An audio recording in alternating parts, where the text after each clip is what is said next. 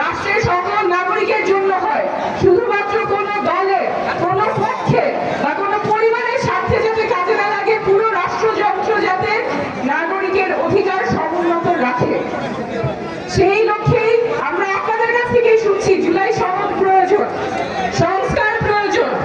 সংস্কার পথে যারা বাধা দিবে তাদেরকে দেশবাসী মনে রাখবে।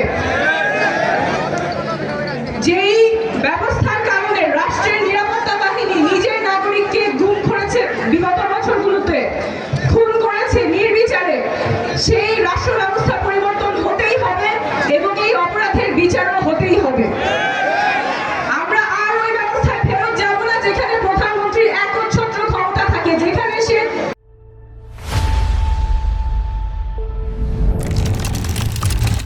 সবগুলো প্রতিষ্ঠানকে কুক্ষিগত করে নিজের পছন্দ মতো ব্যবহার করতে পারে।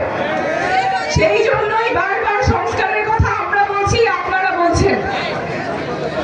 এর আগেও বহুবার মানুষ রাস্তায় নেমেছে, রক্ত দিয়েছে, কিন্তু সংস্কারের কথায় বারবার প্রতারিত হয়েছে। এইবার আমরা আর প্রতারিত হব না।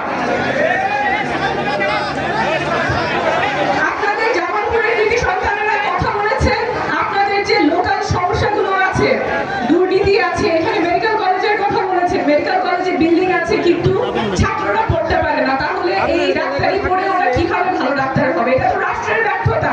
এখন পর্যন্ত কেন বিল্ডিং এ মেডিকেল কলেজ চালু হয় নাই? এইরকম রন্ধ্রে রন্ধ্রে দুর্নীতি সিন্ডিকেটের কারণে রাষ্ট্রের নাগরিকের অধিকার